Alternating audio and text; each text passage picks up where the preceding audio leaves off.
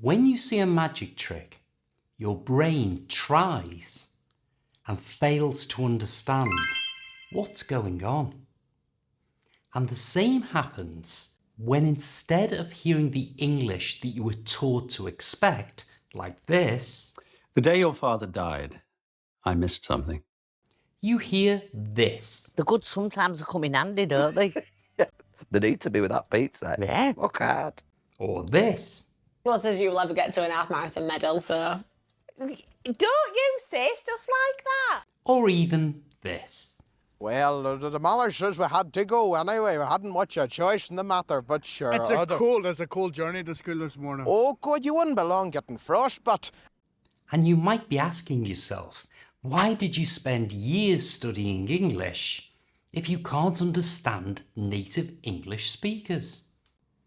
But if we go back to the magic trick and I show you how it's done, it suddenly becomes really obvious. And if you see this trick again, you'll understand how it's done. You'll even be able to do it yourself. And it's the same in English. So in this video, I'm going to demonstrate how native English speakers actually talk. I will show you all the tricks, what they do, so they can sound so fast and so natural. So the next time you hear English being used naturally, whether in real life or on TV, you'll be able to understand what's being said. And in fact, you'll be able to join in. To download a complete guide to this lesson, simply click the link in the description below. However, if you're already a member of our English Improvers community, this will be sent to you automatically. Hi, I'm Steve. Let's do this. This is the sentence we're going to use. And because today's lesson is all about pronunciation, I've deliberately chosen simple vocabulary. The only phrase you might struggle with is teeming down, which is a really common way of saying it's raining very heavily. In fact, it's far more common than it's raining cats and dogs, which I'm sure you were taught, but in reality, English people hardly ever use that phrase. So use this one instead. It's teeming down. Now back to our sentence. If it is okay with you, I would rather not go out today because it is teeming down. When I say this like a typical English teacher, it's very clear and easy to understand. But if we get a native English speaker to say it, all right, yeah, you. What we doing? Can you read that sentence for me, please? Sure. If it's okay with you, I'd rather not go out today because it's teeming down. Can I go now? Sure. Bye. Compare that with the original. If it is okay with you, I would rather not go out today because it is teeming down. And you can hear an enormous difference. So let's look at what happened. Without even thinking about it, native English speakers use a combination of these things. Reduced function words, connected speech, contractions, phonetic simplification, and ease of articulation. If all of this sounds really confusing, don't worry, because just like the magic trick, once I show you how it works, it will all become really clear. And with practice, you'll be able to both understand and speak in this natural way. But an important point before we start. Some languages are spoken with a lot of tension and firmness in the face and in the jaw. And that's one of the main reasons why people from certain countries struggle with their accent. But English is spoken with a very relaxed face, relaxed cheeks, and a relaxed jaw.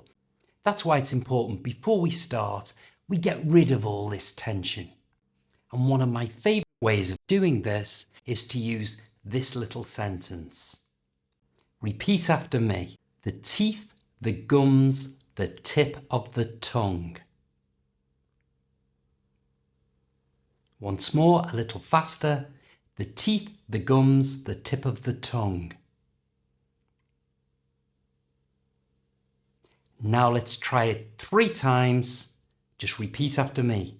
The teeth, the gums, the tip of the tongue. The teeth, the gums, the tip of the tongue. The teeth, the gums, the tip of the tongue. Go.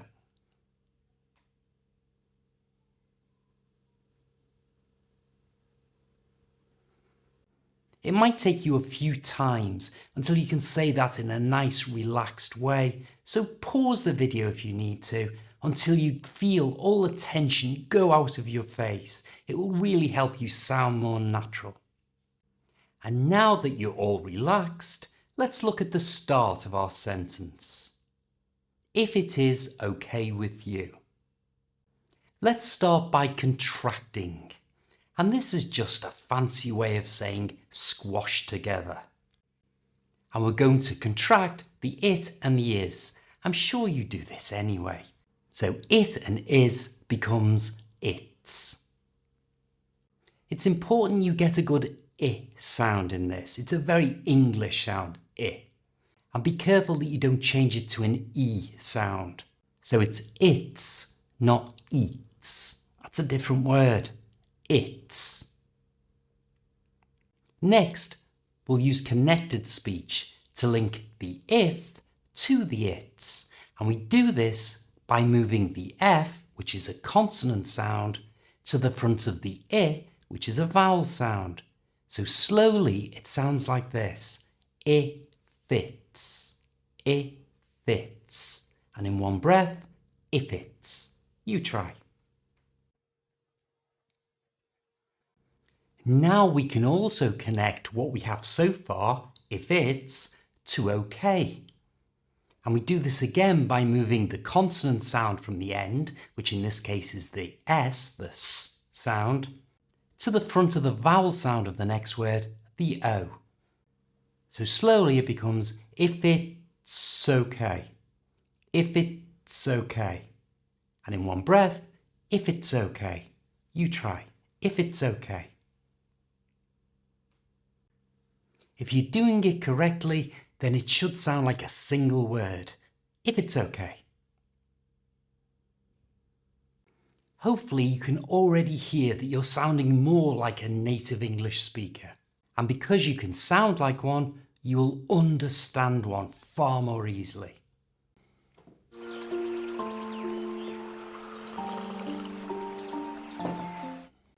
In our sentence, the next word is with. And this is what's known as a function word, which is another way of saying it's not really that important.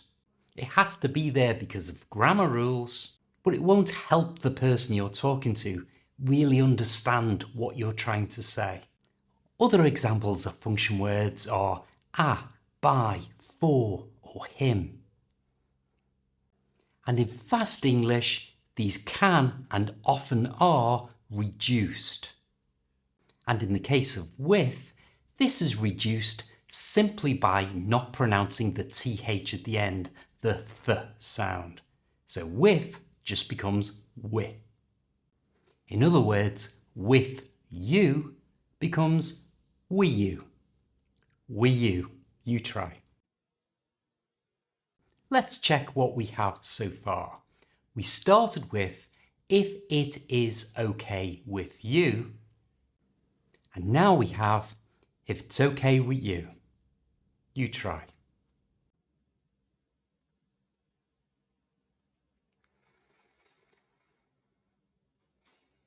Before we go on, I know a lot of English teachers watch these videos, and some of you might be thinking I'm just teaching bad habits.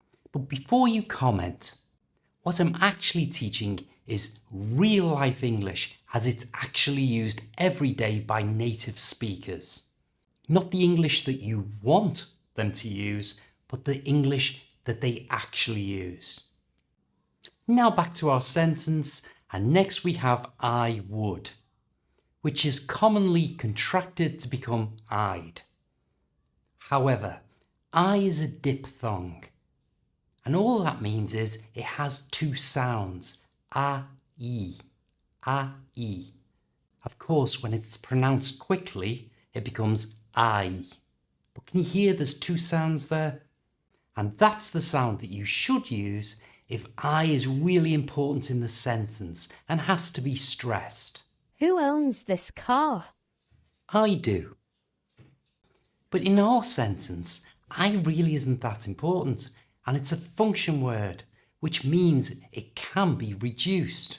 And to do that, just pronounce the first part of the diphthong, the first sound, the A.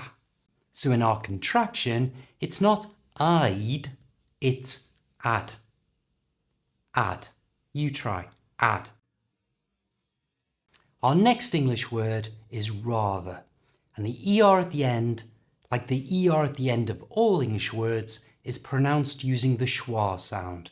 That's that little sound. It's the most common sound in the whole of the English language. So it's rather.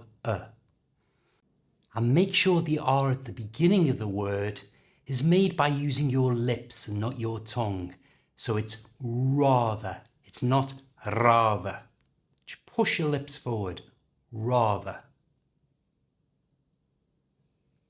Next, it's very common for words with T at the end, like not, to be glottal stopped, which means you start to say it and then you stop it in your throat.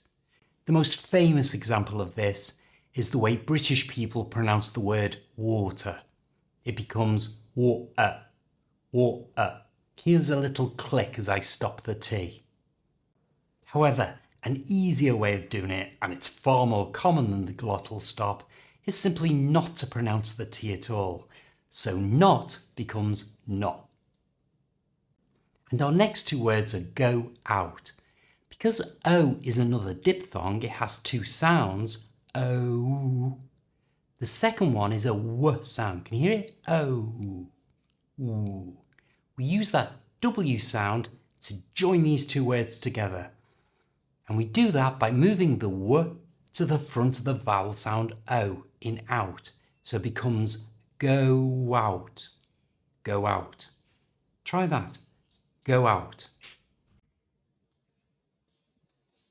So looking at those last three words, we've gone from not go out to not go out. Not go out. You try.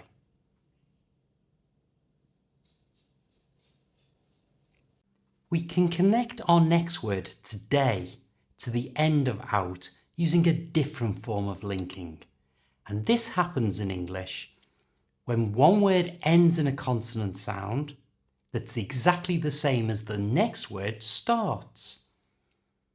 Just like here we have out ending in a T sound and today starting with a T sound. And all you have to do is simply not pronounce the first one. So out today becomes out today. Out today. Can you hear I'm missing that last T? But you can hardly hear it because I say it in one breath. Out today. Try. Let's practice that last little phrase. Go out today. Go out today.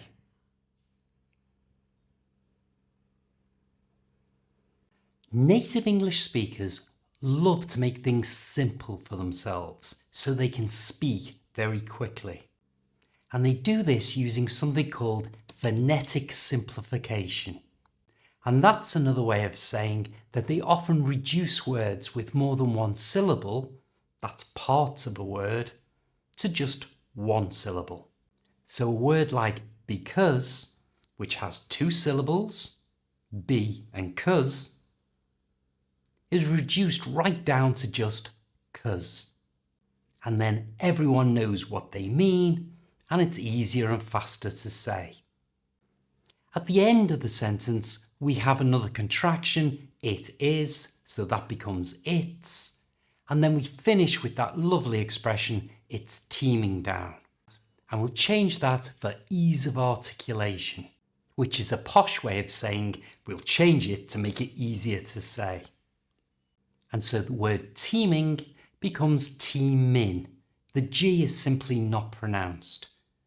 We call this dropping the G. So the two-word phrase is teaming down. You try.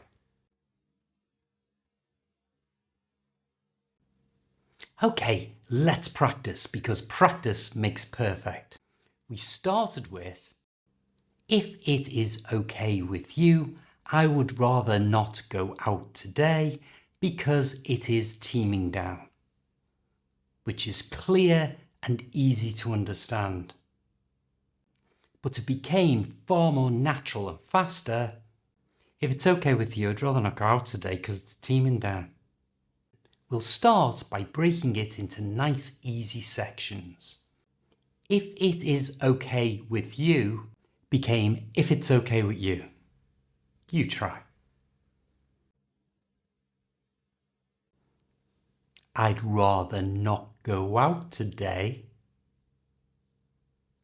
And now at normal speed, I'd rather not go out today. Let's put those two parts together. If it's okay with you, I'd rather not go out today. It's your turn. Remember, relax your cheeks and your jaw, copy my rhythm. If it's okay with you, I'd rather not go out today. Now the last part, 'cause it's teaming down.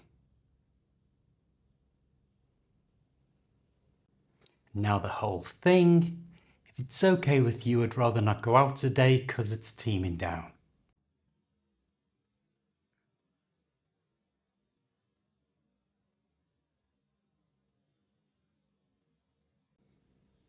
To see more improvements in your English in this fast, natural style of speaking, check out this video.